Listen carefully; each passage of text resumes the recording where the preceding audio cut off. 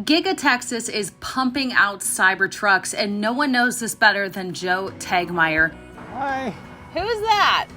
Who has been capturing this on his drone. So I went to Giga Texas to go see the man, the myth, the legend, Joe Tegtmeyer, up on this berm.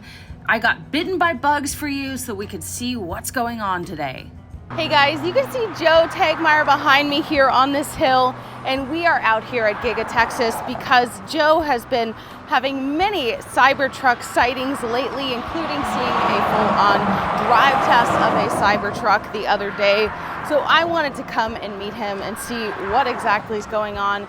In fact, I drove out here the other day, but there's not much that you can see from this side of the building, so I wasn't able to see any Cybertrucks, which is why I decided to come meet him early this morning and see what we could find. Yeah, this is the part of the video you don't see or hear all the traffic. But I'm right now I'm coming down where two Cybertrucks are stored in between the Model Ys on the outbound lot, and you can see them here, and I'm going to zoom in for a little bit closer of a view. So you can see that they use these car covers, which are kind of funny because they're partially see-through, and also the shape of the Cybertruck is slightly obvious. But anyway, this will be a good close-in view of the two right now.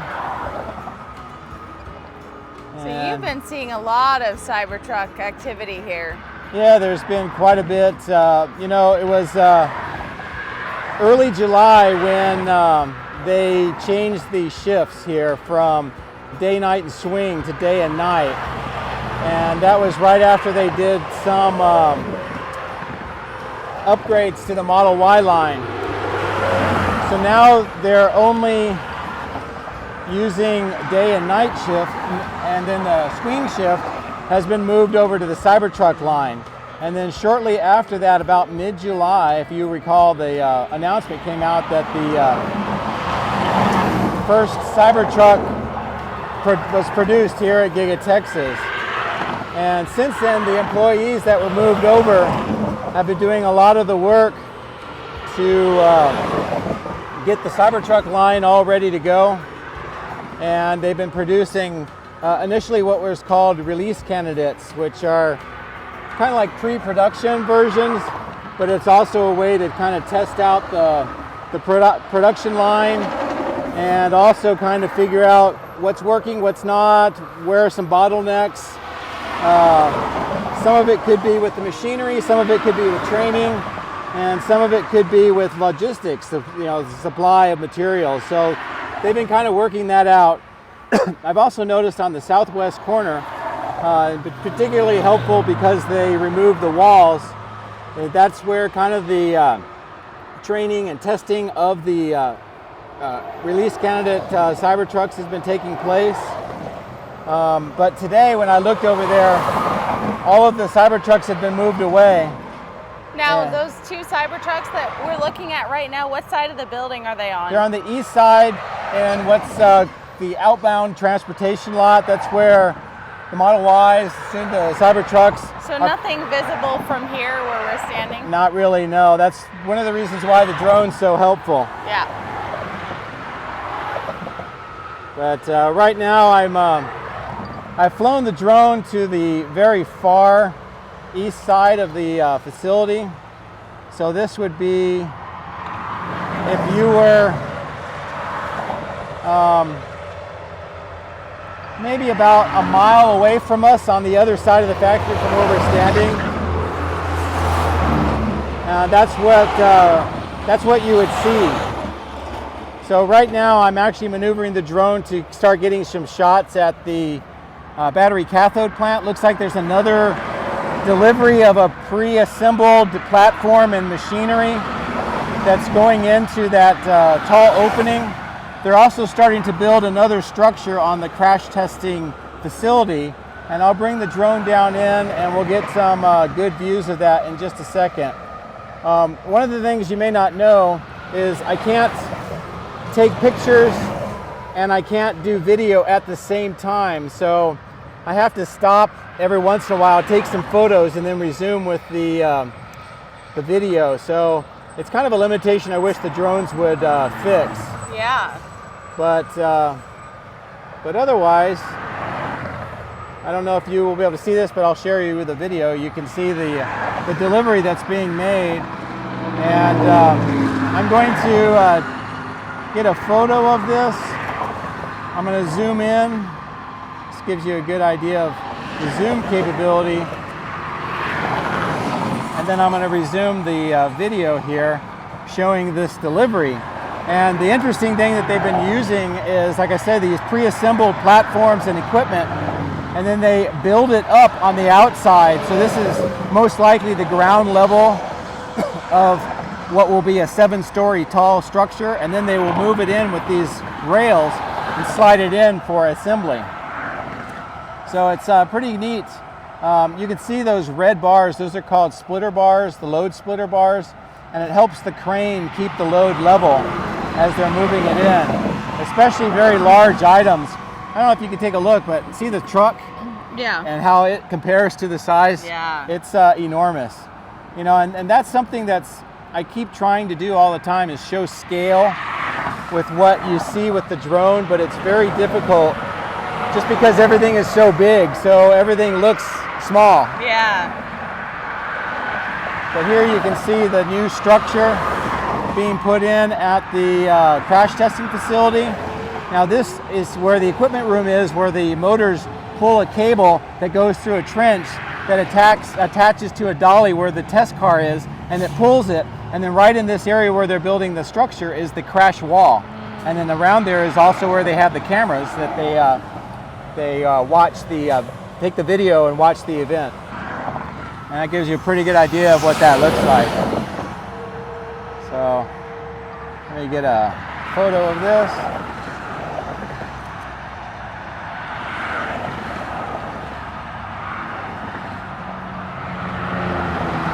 But anyway, so this is what it's like to make a video here at Giga Texas. It is not glamorous. No, and it's very hot. I'm probably sweating. You're probably seeing that. I'm surprised there's bugs up here. Oh, there's lots of bugs. Wow. And early on when we first started covering Giga Texas, it smelled horrible here too, because I think farming land and also all the ponds, it had a very particular smell. And of course, thankfully, none of that was able to get onto the drone video. This structure here is the wade pit, and it's a pit that they flood with water, and they can drive vehicles through to test its water capabilities, and that's also most likely where they're going to be testing the Cybertruck floating. So as you can see, my Model 3 parked in front of Joe's S because we're taking over this morning. You know, Joe's out here a lot. I'm not often out here, but hey, I live in Austin, so I figured why the heck not come out here. And like I said, I tried to scout this the other day myself, but there's just not a lot to see from this side of the building. You really need a drone. I will say, if I was trying to do any covert operations, this is not the vehicle to do it in.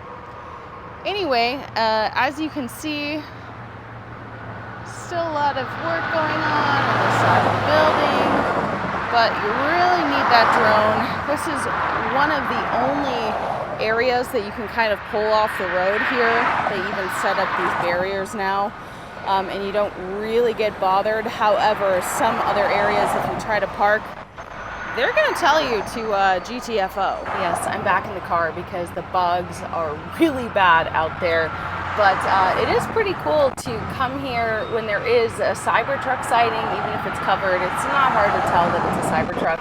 And I'm really excited. One of the features that I have now as a Tesla owner is being able to give Tesla referrals. And what that means is that you can save money using my code, and I can get referral points or credits in my loot box, and that gives me either free supercharging miles, accessories, even full self-driving, subscription, but it also gives me the chance to enter a Cybertruck raffle, which is what I've done a couple times, 500 credits per entry. So really hoping that, you know, there's a possibility that maybe I will get one of the first Cybertrucks off the line. That is what the raffle is for. So I don't have a reservation, because by the time I would have put one in, I would have been, you know, a million on the list there. So hopefully that happens, because I would love to give you guys an exclusive tour as soon as possible. A lot of people DM me asking if I've ridden in the Cybertruck. I have not. Humbled that you think I have that access, but have not done that yet. But it is coming soon. I can feel it. So that open door, they put a bunch of dirt in there. Well, they just brought 2 loads of dirt that's been constantly going on today. They're also taking out a bunch of broken up concrete. This is the area where we've also seen a lot of steel items being brought in, beams and columns and other equipment, and it's part of expanding the 4680 production capability here at Giga Texas. But that's more equipment that's going in for the battery cell production. Also, you see that delivery that just got here with the bag that's kind of open? Yes. That's Seco Environmental, and they've been actually installing clean rooms in this area. I've noticed on the west side where you can see like a double door entry to the area. They've also got blue overalls and gloves and masks, and I think this is all part of that as well. They've been also putting in a bunch of air purification and filtration systems in here as well, particularly on the 4th floor of this section. Why would they need a clean room? Battery cell production, trying to keep the materials as absolutely clean as possible so they don't have contaminants. Okay, I gotta land the drone. So let me bring it down in, and this is my new drone, the one with the amazing zoom. And when you get it on the ground, you'll notice, I'll compare it to my other drones and how much bigger it is. It's so much more powerful. But this is my new DJI Air 3. As you can see, it's got 2 lenses. One of them is a 70mm zoom, so it's an optical 3x zoom. And it's incredible. And then I can zoom 9x after that. Wow. So it's just amazing. And this battery gives me about 45 minutes of life, which is more than double my previous drones as well. Wow. And to get kind of an idea, this is my used to be my most powerful drone, the Air 2, and you can kind of get an idea of the difference in size and capability. Cool. So, and I had to do this, by the way, because as I talked about in a previous video, the FAA has a new requirement for drone operators starting the 16th of September. It's called Remote ID, and it's basically a electronic license plate for the drones. It needs to transmit its location and other information, and this one can do that.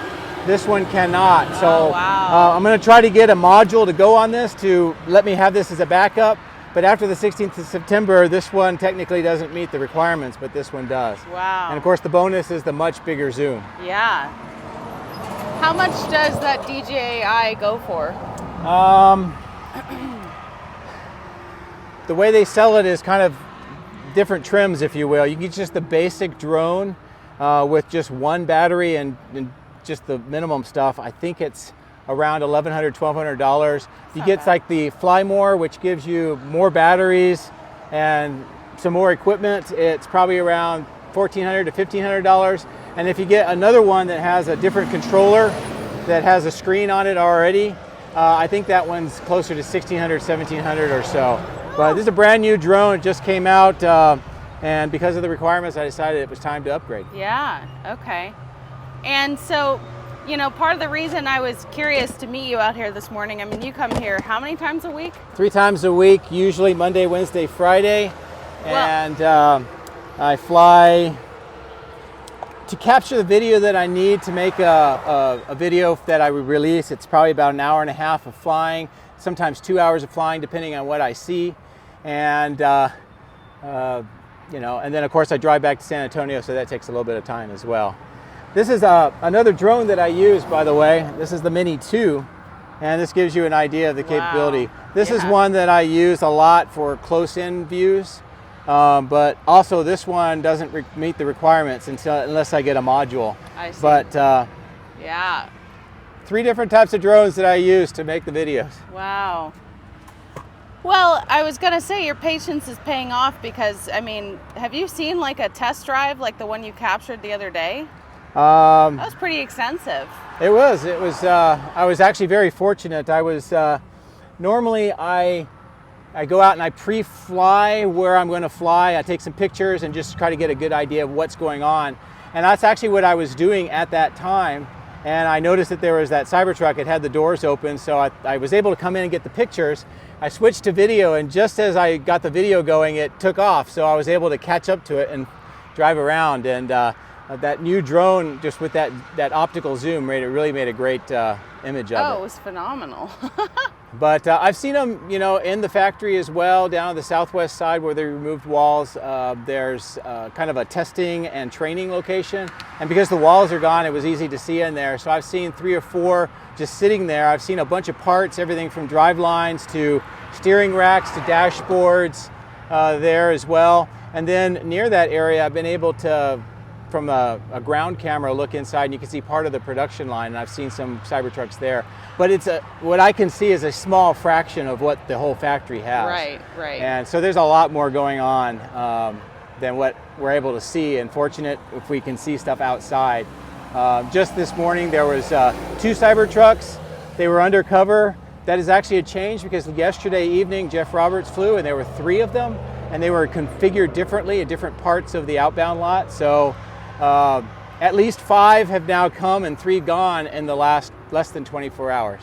Wow. And so, everyone's asking when is the delivery? Do you?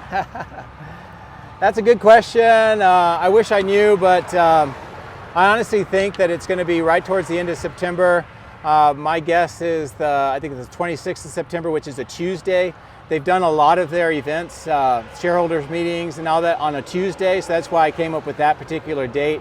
Also, when you see my video later, on the west side, the new main entrance where they're putting those stainless steel cladded beams and columns to give kind of that plaid symbol look. They're really working hard on it now to get it finished. And we're about 6 weeks out from the 26th of September, so it makes sense that would be where the event takes place. So that's my guess. Great. Perfect.